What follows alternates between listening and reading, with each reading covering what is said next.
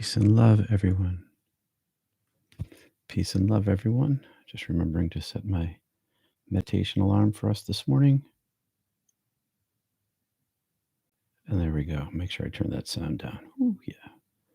Hey, peace and love, everyone. Thanks for being here. Appreciate it. Live and by recording. So on Monday, we began our series. It's a new series honoring women of Christian mysticism. And maybe we're going to end up at some point touching into mystic women from other traditions. But right now, I thought I'd focus on Christianity. And today we're going to start our time with, oh my God, the most wonderful, maybe of all, Hildegard of Bingen, 1098 to 1179. This a remarkable German Benedictine abbess, that's the right word, not abbess, but abbess, mystic, visionary, writer, composer, healer, and polymath. She is one of the most creative and influential women of the entire Middle Ages. Just this phenomenal genius brain, but also a genius heart. And for the next few days, we're going to stay with this genius to explore her mystical visionary experiences and the resulting quotes that she wrote in her books, as well as how her transformative experiences influenced every aspect of her life. And maybe you can see yourself in some of what she says and what happened to her, and maybe understand that we're in a long line of mystical visionaries. Her visions were, of course, deeply symbolic, filled with cosmic imagery, and addressed themes such as divine justice, the human soul, and the relationship between humanity and the cosmos. She helps us understand our own visions and experiences. She definitely did this for me when I first encountered her when I was in divinity school. So I'm going to read from her first book here, just a quote. And hey, Basilia, good morning. She writes in the preface to this book, it's a Latin title, Sic Vias. Right, this is what she wrote. It's about her vision, her first vision, that changed her life. A light of extraordinary brightness coming from heaven poured into my entire mind. It set my heart and breast afire, like a flame, yet not burning but warming. And suddenly I understand the meaning of the writings of the Psalter, the Gospels, and other sacred books.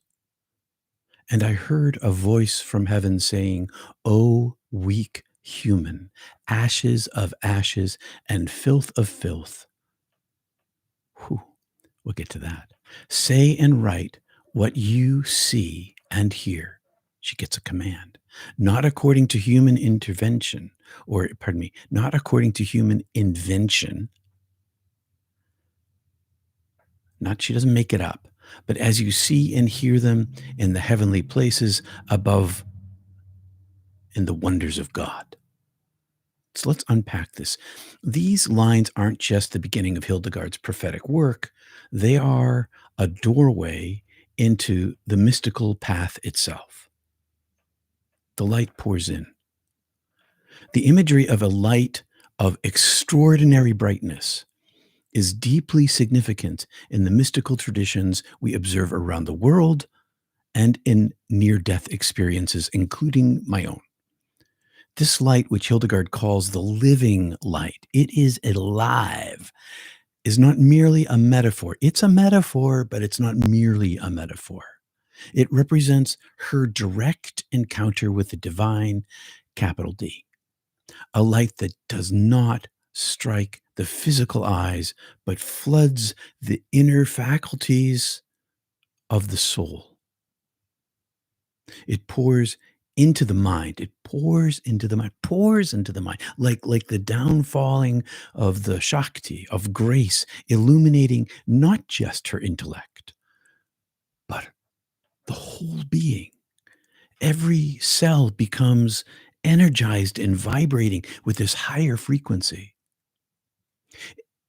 If such a thing happened to you, and I know it has to some of you, please let us know in the comments, because this isn't just exclusive to her. It happened to me too.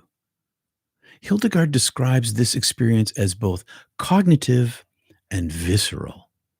Her mind receives understanding, this noetic knowledge, noetic understanding, and her heart and breast, her heart chakra, they're all set afire, aflame, incandescentized. This is a key aspect of mystical theology. And yes, there is such a thing as mystical theology.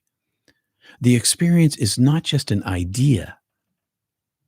It didn't just happen in her head, but embodied, felt, and lived. And it's not just her, it's us. The flame doesn't burn destructively, but warms and enlivens and connects. It's the fire of divine love. And we see this in Moses and others who talk about the fire. Pranayama brings the fire. Infused wisdom. The immediate result of this illumination is noetic understanding. It's knowing. Hildegard writes, I understood the meaning of the writings. She has this transformation, not just inside herself, but as she approaches the outside world, the writings, not because she studied them academically, which of course she did, but not because of that, but because the divine insight opened her inner vision. She could see the meaning of the light in Jesus. She understood him to be a singleness teacher, a oneness teacher. And in this moment of, or like Mary, which we're studying elsewhere, this moment of sudden comprehension reflects the mystical understanding of infused knowledge. It leaves a gift of noetic understanding. And we've been talking about this for 3 years. William James, it's in his book. This is wisdom received directly from source, from God, from the beloved, bypassing the normal operations of reason or study. We can't get it intellectually. It's too big for our brains. Many mystics speak of this kind of seeing. The Upanishads, the cloud of unknowing, Meister Eckhart, and even in the Gospels of Mary and Thomas, they all echo, and John too, and they all echo the truth that spiritual reality must be seen with the eye of the heart, not merely understood with the mind. For Hildegard, sacred texts become translucent, vessels of divine light, which is why we study these books, why the wisdom tradition matters. We can't just cast it out with the rest of religion. Once her soul has been opened, the vessel, she becomes a vessel, the books become a vessel of this translucent light. She sees inside of the words. So humility and vesselhood. Now, this gets into the ashes and the filth and that stuff, okay? Then comes the divine voice. Probably not in words, which addresses Hildegard with startling severity. Oh, weak human, ashes of ashes. This language may sound harsh, but it signifies ego annihilation, not self-hatred within the mystical tradition. This isn't an insult or a putting down.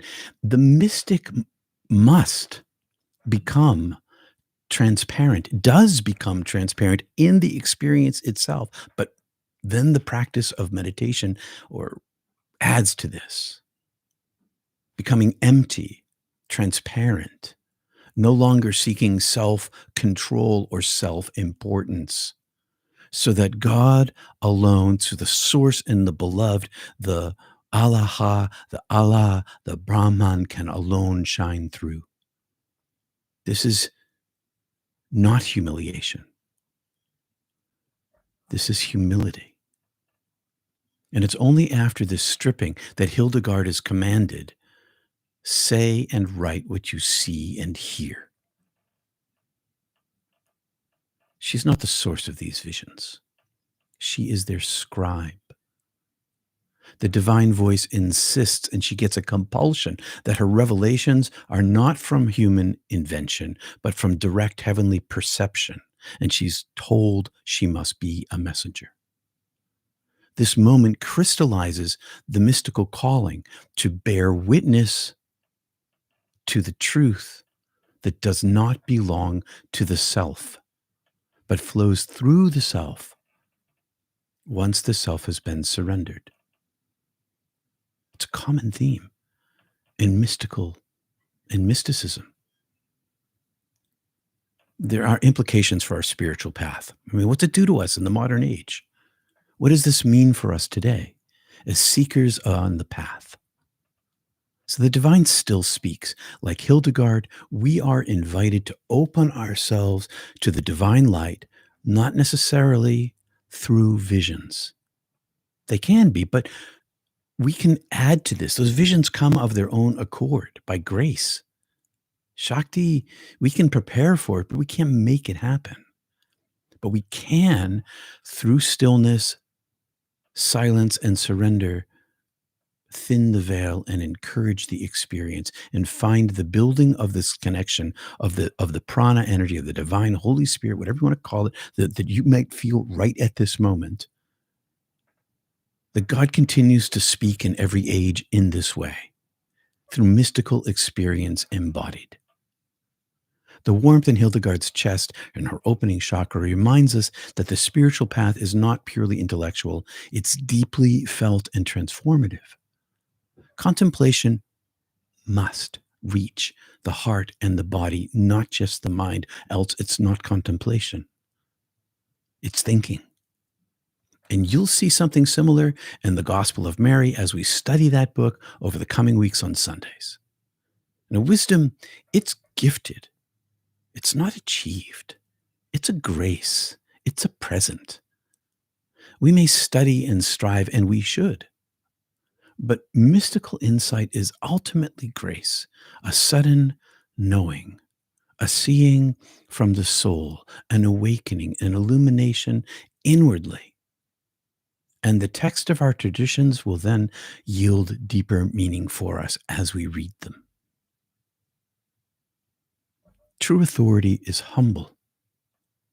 Hildegard, she's not called because she's strong or eloquent, but because she's willing. She accepts the burden. The mystic doesn't speak for themselves, but for the Spirit with a capital S moving through them, through us. And so here's a final reflection before we begin our meditation. I've got a treat for you today, meditation-wise. So questions for you. I have questions. Have you ever experienced a moment of sudden clarity or spiritual insight that felt given and not achieved? And if you're shy about saying so publicly, let me go first. I have. I think you have too. Another question: what does it mean to see and hear from a heavenly place in today's world? Answer in the comments if you want to. Tell me what you think. Tell me what your experience is. And how do we open ourselves to become vessels of light in our own way, on our own paths? What are you doing? So let's let Hildegard's story, and we're going to stay with her for a few more meditation times together, because she is deep, sister. The light pours in where there is space. We make space. That's what the practice of meditation is about. We make space. And the fire burns warm in those who let go. And the word speaks clearly in the hearts of those who are willing to listen. That's my little talk for today. Hey, you're such a polished mirror, Peter. Listening to you reminds me of an important experience I have had. Amen to that. And that's why reading people like Hildegard, she reminds me of the experiences I've had. And I'm like, oh yeah, this thing is similar to that thing in her writing. Oh, this thing. And because we find similarities, not just in the writing, but as we read the words speaking to us, the resonance in our hearts, we know we're in the tradition of mystics from around the world because there have always been people like us. We not always spoken up. I mean, just like on Monday, that poor woman, whose name is escaping my head at the moment, they burned her at the stake for saying stuff. Okay. Zoe, hey Zoe over there in Singapore, I think you are. The light pours in through and from. Absolutely. The light pours in through and from. So have a treat for you today. Help open up your heart chakra. Let me make sure I don't lose my place here. So I want to practice some. Let me turn this off for a second and move the mic. That's so I can sit up. That's so I can sit up straighter, and you don't have to hear the mic go. All right. So as I move it, so let's try some belly lock pranayama breath to start our meditation. I'm gonna show you how to do this particular practice, and then after your heart chakra charges up, and this practice should make the heart chakra charge up. You should feel this, the tingle in your heart. Um, then we all can just drop into our regular meditation practice, whatever the thing is that you're doing. Oh, maybe you use sacred words, maybe you use imagination or a mantra or a chant to focus your mind with your breath. And then always listen to your breath and feel your breath in your throat, feel it in your belly, feel it in your lungs, because this too is somatic meditation. Because we are using our bodies to feel and listen to the silence. It's important because it's like a three-legged stool: breath, mind focus, maybe a word, maybe a mantra, and the body. And then eventually the words fall away and you're left just listening as a three-legged stool. I couldn't, where's the thumb? There's the thumb. There's the three-legged stool. Then you're just left with a two-legged, and you're just left with breath and body. And then eventually just breath, and then eventually just silence. Okay, so here we go. All right, so I'm sitting back further so that I give myself some space. All right, so my feet are flat on the floor. I'm going with my favorite. And now what I'm going to do, just listen, it's mostly a lung breath. I'm just going to, let's find my space here.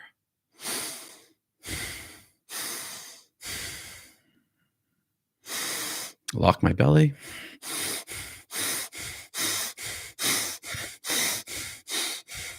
So I lock my belly. I make my belly flat. I lock those muscles. There's still space in my abdomen. Okay. So I can still expand and contract my belly just a little bit. This resistance. Okay. I'm creating a space and resistance, which drives the wind, the breath up into my lungs. And so I focus in to hear this center place where my chakra heart is. All right. So belly lock those muscles like in martial arts, you lock your belly so that, when somebody punches you, you can't get it. It's like a shield. You create a shield of your belly. And it's an exertion. So you got to keep your mind on your belly to keep it locked.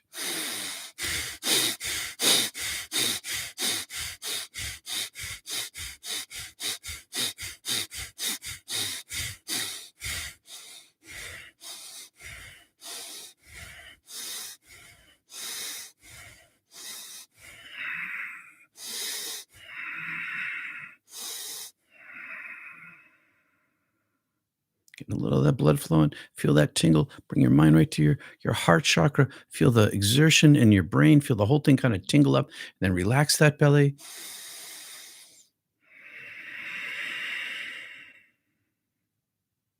Full belly breath. Exhale right into your heart chakra. Add your chant, add your mantra, and then stay in that space on your own. You can begin your breath again. I'm going to move my mic away.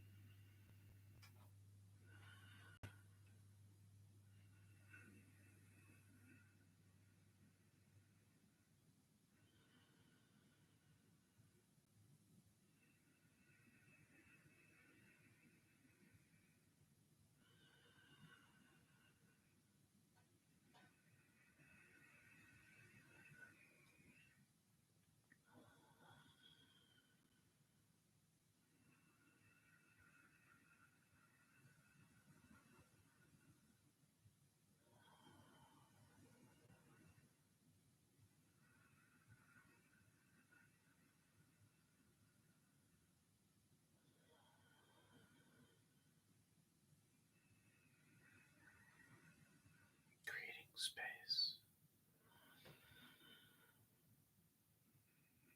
in your heart.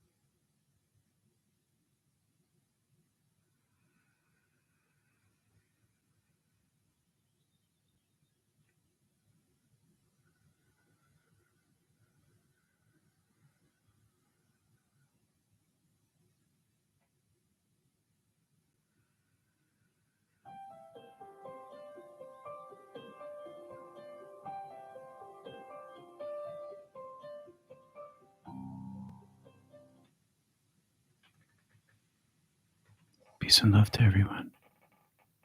Thank you, Anne. Thank you, Pauline, Mary, Kristen, and Wanda. Thank you all for being here, for your hearts that shine light.